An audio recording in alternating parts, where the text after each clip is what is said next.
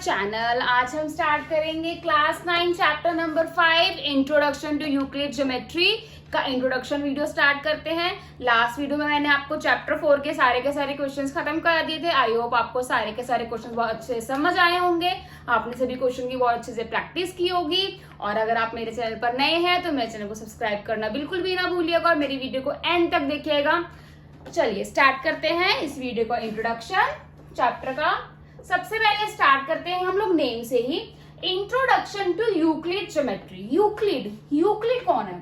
Euclid जो है हमारे एक मैथमेटिशियंस थे जिन्होंने काफी ज्यादा अपनी थ्योरीज दी, अजम्पशन दी और इन्होंने मैथमेटिक्स में बहुत नाम कमाया। इनको हम लोग क्या बोलते हैं? फादर ऑफ मैथमेटिक्स के नाम से भी इनको जाना जाता है। ठीक है, कुछ एजम्पशंस थी इनकी, कुछ थ्योरीज थी इनकी जो हम लोग इस चैप्टर में आज पढ़ेंगे। ज्योमेट्री के बारे में आप सभी को भी पता है, branch of mathematics that studies the sizes, shapes, position of angles and dimensions of the thing, जिसमें हम लोग लाइंस, एंगल्स, डायमेंशन, वॉल्यूम, इन सब चीजों के बारे में पढ़ते हैं। वो क्या होती है? हमारी ज्योमेट्री।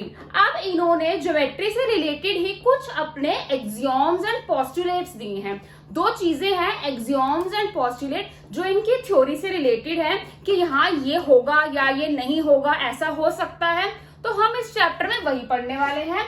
सबसे पहले आते हैं हमारे एक्सियोम्स एंड देन हम पढ़ेंगे पोस्टुलेट्स। हमारे एक्सियोम्स क्या होते हैं?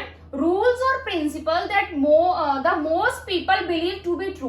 कुछ ऐसे रूल्स है, प्रिंसिपल्स हैं जो सभी के सभी लोग बिलीव करते हैं कि हाँ वो सच है, मतलब जो भी उन्होंने वो चीजें बताई हैं वो ट्रू है, वो गलत नहीं है। वो अगर आप एप्लीकेबल करोगे तो वो एप्लीकेबल होंगी और वो ट्रू भी होंगी।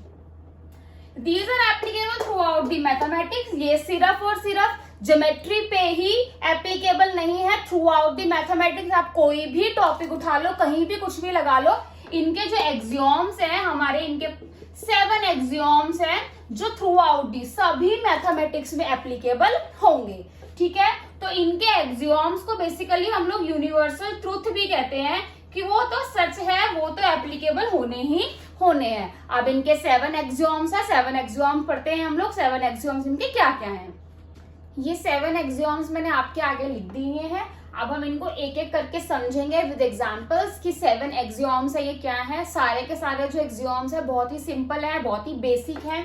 चलिए स्टार्ट करते हैं फर्स्ट से।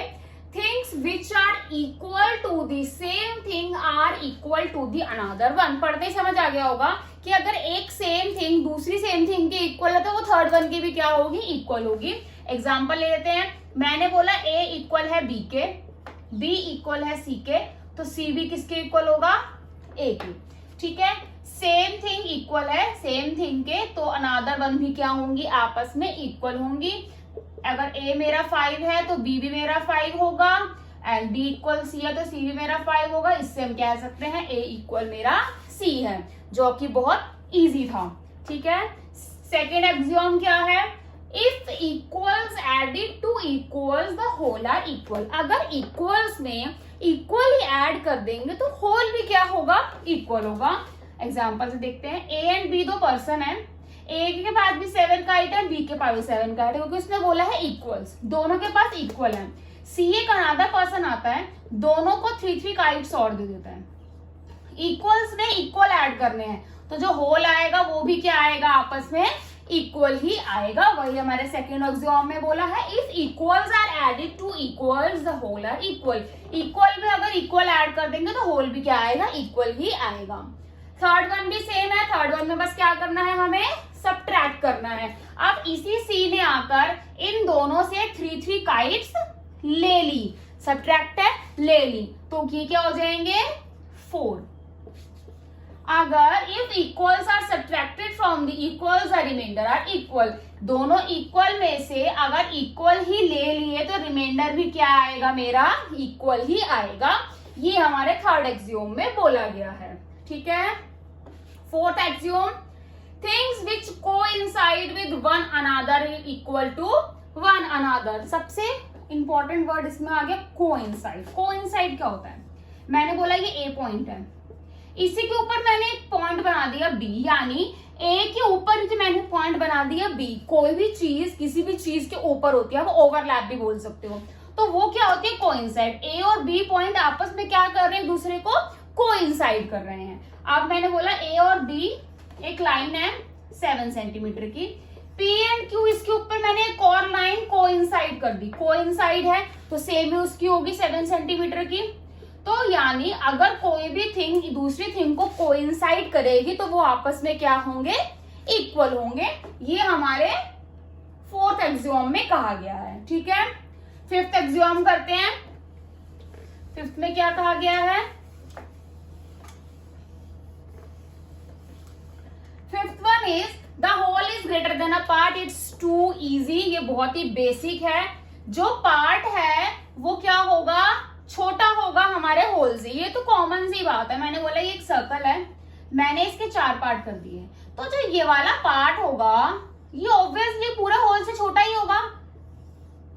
ये छोटा होगा और ये बड़ा होगा। उसी को बोला गया है कि जो पार्ट है वो हमारा होल से छोटा होगा, यानी कह सकते हैं होल है वो जो पार्ट से है बड़ा होगा। एक ही बात है, वही चीज यहाँ पर एक्सियोम में बताई गई है।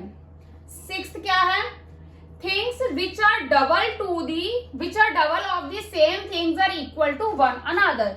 अगर थिंग्स आपस में डबल हैं तो वो अनदर जो ये थिंग्स होंगी वो भी आपस में इक्वल होंगी।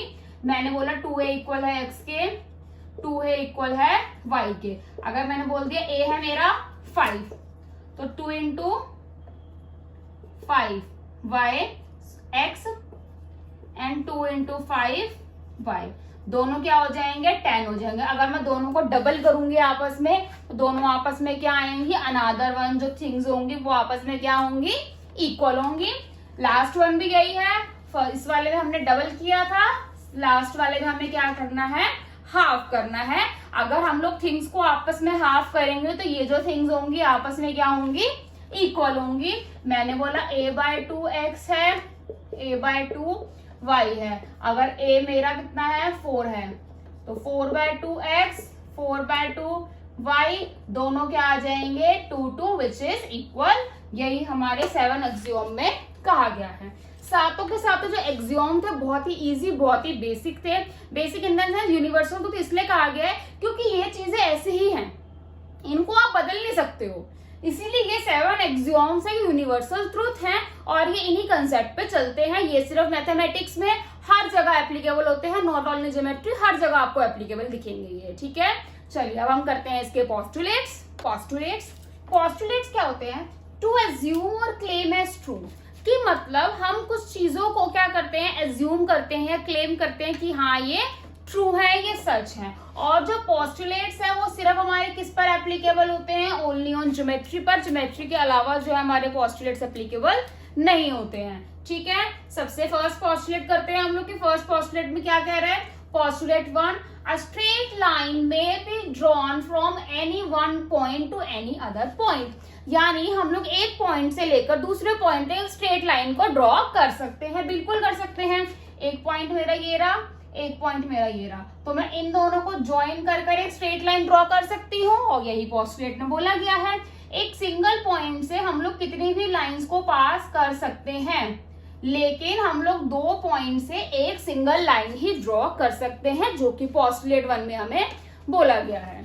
ठीक है, postulate 2, a terminated line can be produce indefinitely. एक टर्मिनेट लाइन कितनी भी आगे तक प्रोड्यूस हो सकती है। ये एक लाइन है, मैं टर्मिनेट, इसको मैं कितनी भी आगे तक प्रोड्यूस कर सकती हूँ इनडेफिनेटली, मुझे नहीं पता कि कहाँ तक जाएगी। यही बोला गया है कि एक टर्मिनेट लाइन जो है उसको हम लोग कितनी भी आगे तक प्रोड्यूस कर सकते हैं। Third postulate, A circle can be drawn with any center and any radius। ये आप पढ़ के भी आए हो छोटी क्लासेस में कि एक सर्कल को हम लोग किसी भी सेंटर के साथ, किसी भी रेडियस के साथ कहीं भी ड्रॉ कर सकते हैं। जैसे मैंने इसका सेंटर यहाँ मान लिया, यहाँ ड्रॉ कर दिया। ये मैंने बड़ा सर्कल बनाना था, मैंने यहाँ पर ड्रॉ कर दिया। मतलब हम लोग सर्कल का एक सेंटर लेकर और रेडियस लेकर उसको कहीं भी ड्रॉ कर सकते हैं, यहाँ यहाँ यहाँ कहीं भी। एक पर्टिकुलर जगह नहीं दी गई है कि यहीं पर ही ड्रॉ करना है। हम लोग सर्कल का अगर हमें रेडियस गिवन है तो हम लोग उसको किसी भी सेंटर के साथ ड्रॉ कर सकते हैं। हमें ये बताया नहीं जाएगा कि आपको पेज के ऊपर यहाँ पर सेंटर लेना है, आपको कहीं भी सेंटर ले सकते हो। ये बहुत कॉमन सी ही चीज है। ठीक है। फोर्थ पोस्टुलेट बहुत ही कॉमन है, all right angles are equal to one another, यानी सभी के सभी जो राइट एंगल्स होंगे आपस में इक्वल होंगे। सबसे पहले राइट एंगल की मेजरमेंट होती कितनी है, 90 डिग्री, सभी को ही पता होगा। अब मैं बोलूं मैं राइट एंगल ऐसे बनाऊं, ऐसे बनाऊं, ऐसे बनाऊं, ऐसे बनाऊं, या फिर मैं ऐसे बनाऊं, सभी के सभी रहेंगे तो 90 डिग्री ना, क्योंकि सभी की मेजरमेंट सेम है। कहीं से भी ड्रॉ कर लूं मैं, रहेंगे वो मेरे 90 ही। तो वही बोला गया है कि सभी के सभी जो राइट एंगल्स होंगे आपस में क्या होंगे, इक्वल होंगे। ये थे हमारे फोर्थ पोस्टुलेट, ये था हमारा आज की वीडियो का इंट्रोडक्शन। आई होप आपको सारे के सारे एक्सियोम्स एंड पोस्टुलेट वो अच्छे समझ आए होंगे, क्योंकि जो चैप्टर है एक्सरसाइज है वो इन्हीं एक्सियोम्स एंड पोस्टुलेट्स के ऊपर डिपेंड है, उसी के अकॉर्डिंग हम क्वेश्चंस करेंगे। आज की वीडियो में यही खत्म करते हैं।